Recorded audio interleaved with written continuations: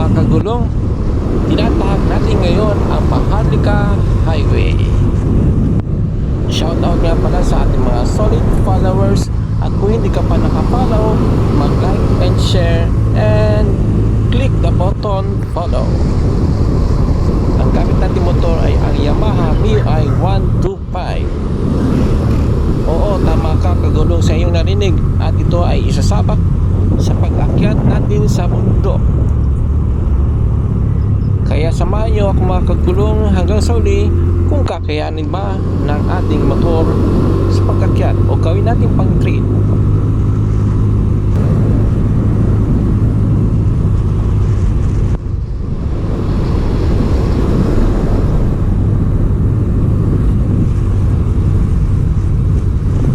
Malapit na tayo mga kagulong pumasok. Buti mainit at nakisama ang ating panahon.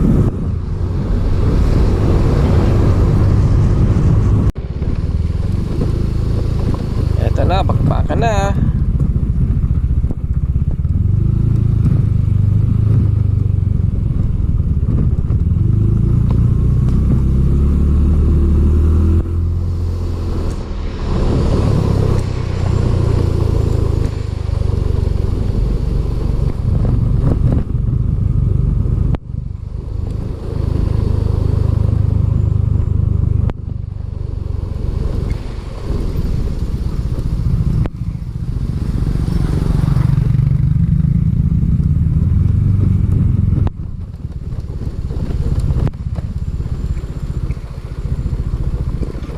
Ito, tatawid tayo ng ilog.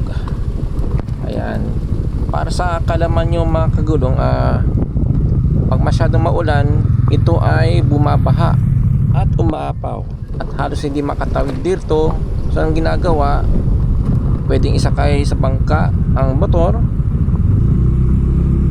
Yun ang paghihirap dito ng ating mga kababayan. At hindi pa natatapos ang ginagawang tulay dito. Ayun, nakikita nyo sa bandang kanan.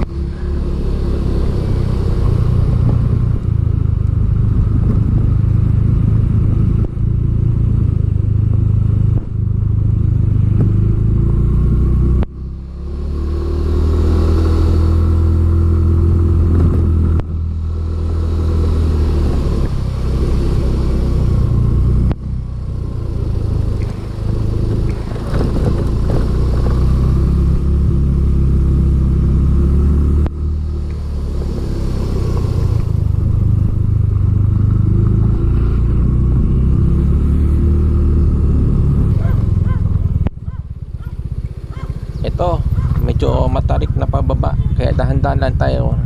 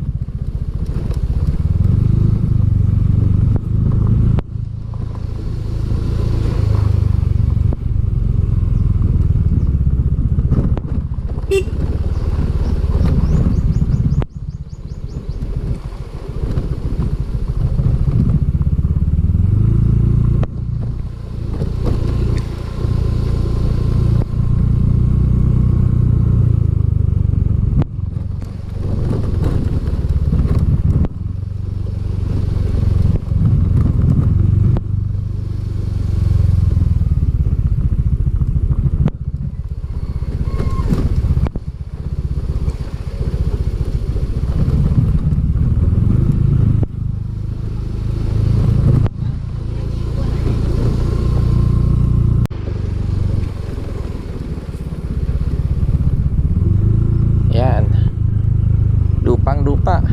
Pero kung nasobrahan ng ulan, halos hirap ang scooter dito. Masyadong madalas. Putik.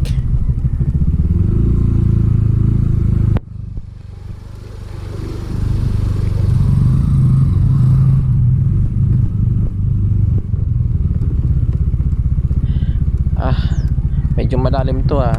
Pero itong nasa kanan kong parte, bangin po yan mga kagulong. Magkamali ka dyan, hulog ka dyan. Malalim yan.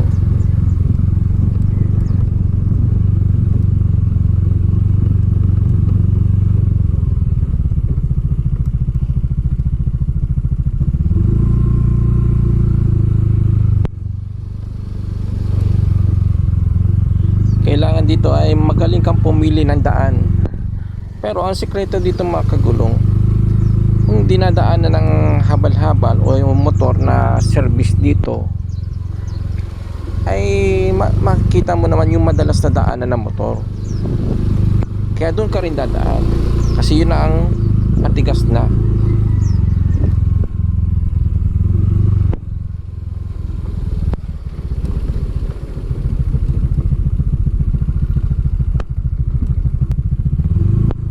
Kahit papano ay meron na dito na sesimentuhan, pero yung hindi pa, grabeng putik lalo pag sobrang ulan dito. Yan o, paano kaya to? Oops, sumayad yata tayo sa bakal. Teka lang. Ayun nga, pero sige, tuloy pa rin. Kesa naman dumaan tayo dito sa kanan, no? Putik, grabe dyan. Minsan kasi yung putik na yan umaabot sa tuhod, kaya kailangan mo talaga pumili ng daan.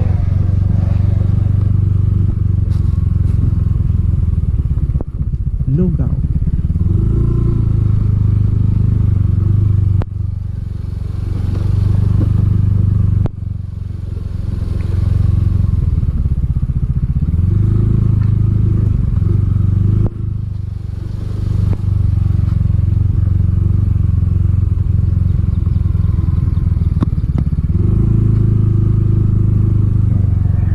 Suot mo dito ng tsinelas ay naka-crocs, hindi pwede yung ordinaryong tsinelas lang, kasi nga pag na bumaon yung paa mo sa putik, naiiwan yung tsinelas, napuputol pa.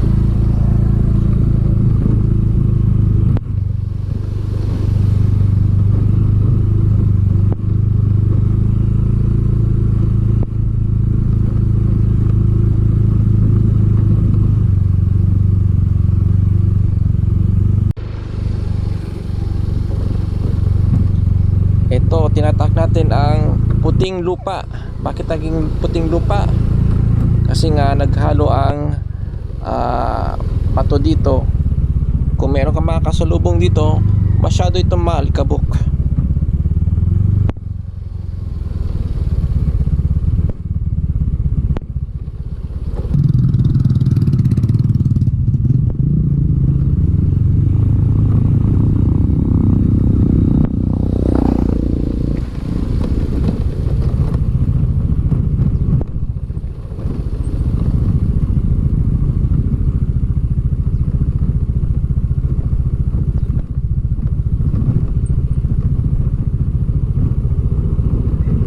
Dito naman sa parte medyo pantay, pero lupa pa rin. Pero bakit ito mga kagulong? At kung maulan, ikot lang ikot ang inyong gulong, pero hirap siyang umusad. Kailangan mo pang bumaba. Pero mas maganda rin kung meron kang angkas, kasi pampabigat at para kumapit ang inyong gulong.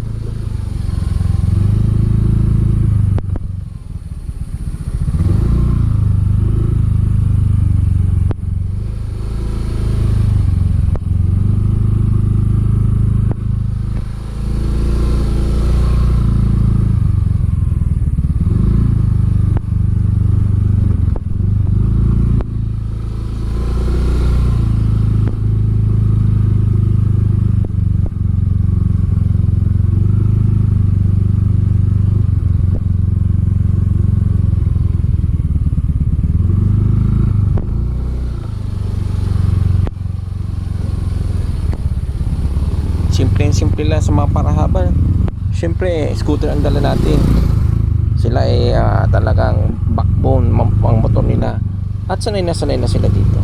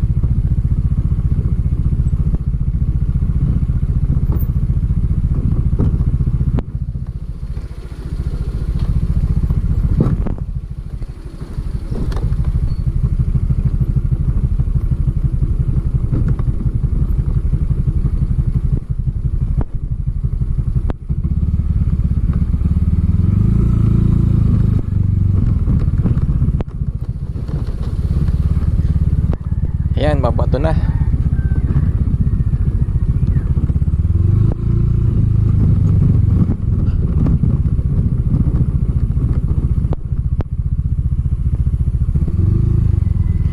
Dito tayo sa gitna. Tamang balanse sa gitna, kasi medyo malalim tong kanan at kaliwa natin. Dito tayo sa gitna, at madalas itong daanan ng truck ay lang tayo, tamang balanse. Kung di ka marunong balanse, pwede ka matumba rito.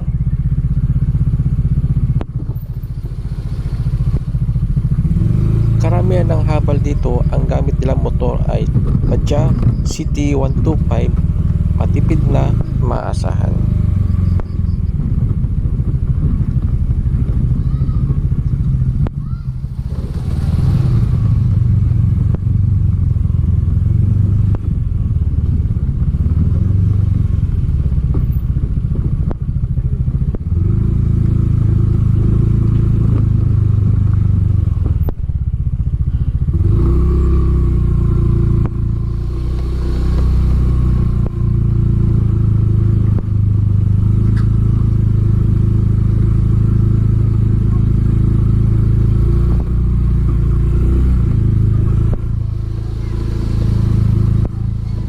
Pakyat tayo sa Kabatuhan, pili-pili ng daan.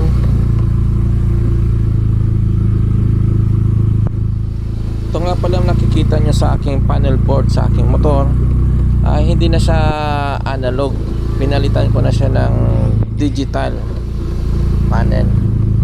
Ako lang makagulo nagkabit niyan. Inabot nga ako ng 2 araw para panood lang ng YouTube, trial and error, pero naikabit naman kasi hindi naman tayo electrician, mekaniko, pero nagawa naman natin at naikabit. Maganda, di ba? Medyo upgraded naman siya kahit paano.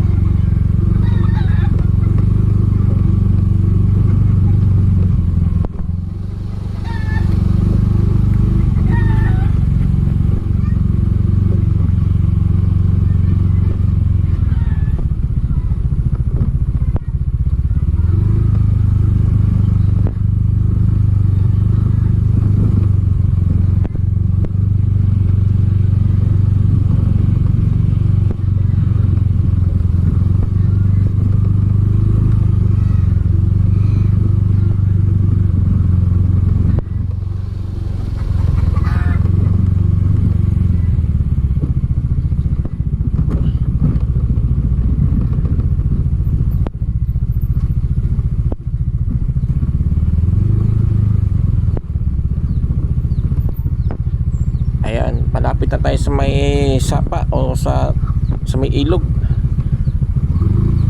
Matarik na pababa itong mga kagulong, kaya medyo mahirap din dito pag maakyat, pag galing ka sa baba.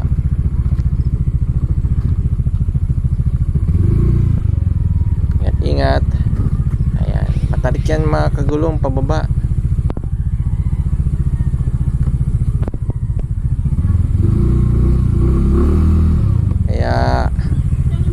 May tubig pa, tamang balanse lang talaga. Paldas yan. Kala nyo.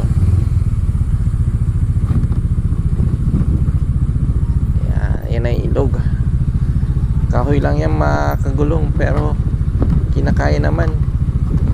Naapaw din dyan ng ilog, kaya minsan di lahat pag maulan di rin nakakatawid dyan kasi umaapaw ang ilog. Kahoy lang yan. Marami na rin dito mga kagulong na hulog kasi yung gulong nila ay lumulusot sa butas, lalo na yung mga lasing. Ayan. Ano kaya yung tsura nila doon pag nahulog?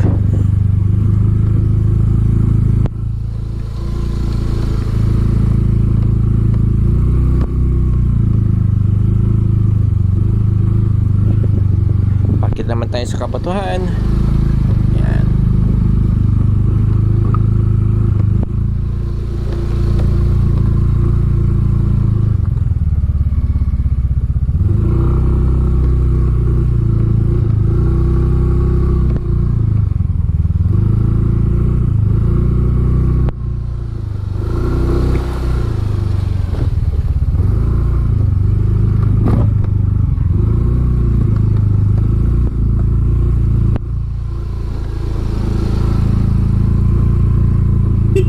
Kailangan natin bumisita doon kasi nga blind spot yan. Minsan ay mayroon tayong mga kasalubong, medyo may mabilis pa pababa, alanganan, kaya kailangan natin magbusina minsan doon. Ayan mga kagulo, nasa parting taas tayo dyan sa kanan mapataas yan. Tamang balanse.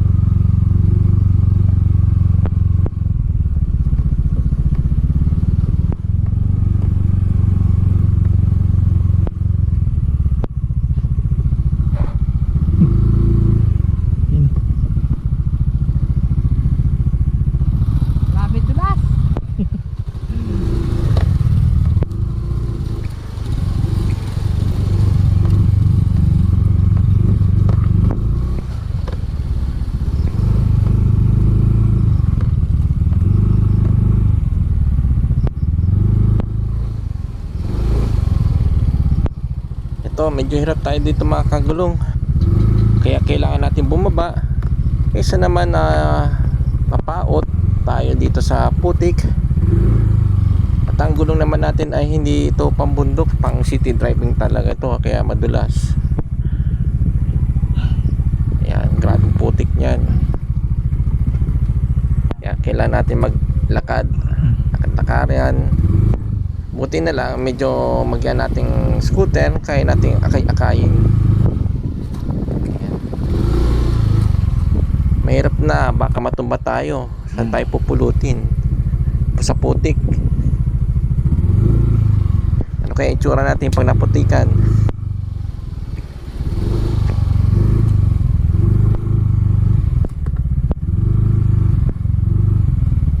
Tandaan lang, makakausad din tayo.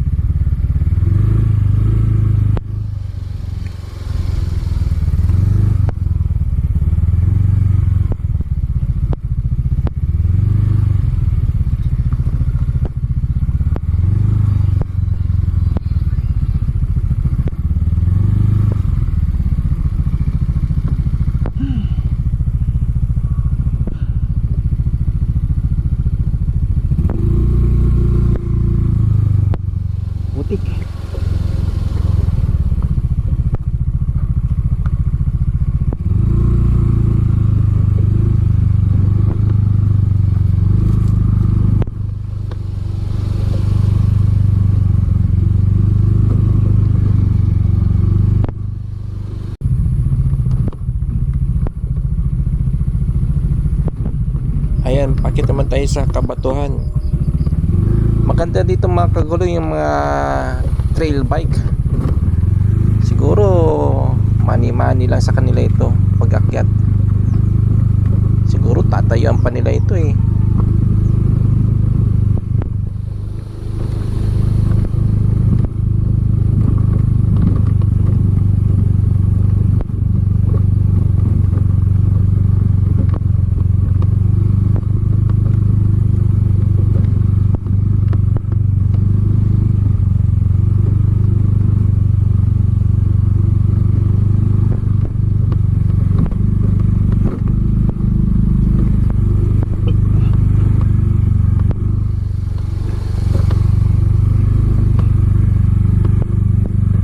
Ito pati naman makagulong matarik na packet naman ito at mabato.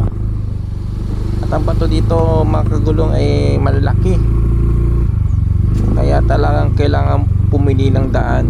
Kasi nga kung di ka pipili, alam mo naman scooter ang dala natin, kung di ka pipili ng tamang daan, tamang para magkasya yung scooter mo, masisira ang inyong tapaludo. Alam nyo naman mababa lang ito, kaya ito ay pili-pili lang tayo. Hindi natin to minamadali kasi sobrang malaki ang mga bato dito. Ayan, pakit pati ito mga kagulong. Sobrang dulas din nito pag masyadong maulan, kaya malakas ang loob kong inakyat to kasi mainit, kayang kaya. Pero pag alam kong dalawa o tatlong araw na maulan, hindi ko ito makagulong inaakit ng scooter. Sumasakay lang ako ng habal-habal kasi nga ang mga putik dito minsan ay umaabot ng katuhod. Hindi pwedeng scooter dito, baka pumasok sa fan na makina. Ang putik pa naman dito ay parang chocolate sa tubig. Yun, malapit-lapit na tayo sa kalsada ng barangay. Konting tiis na lang, halos sa 45 minutes po natin itong tinatahak mula sa main highway papasok dito. Yan, pili-pili ng daan, huwag lang madali ng malaking bato. Ayan, konti na lang, lapit na. Yun, kalsada na.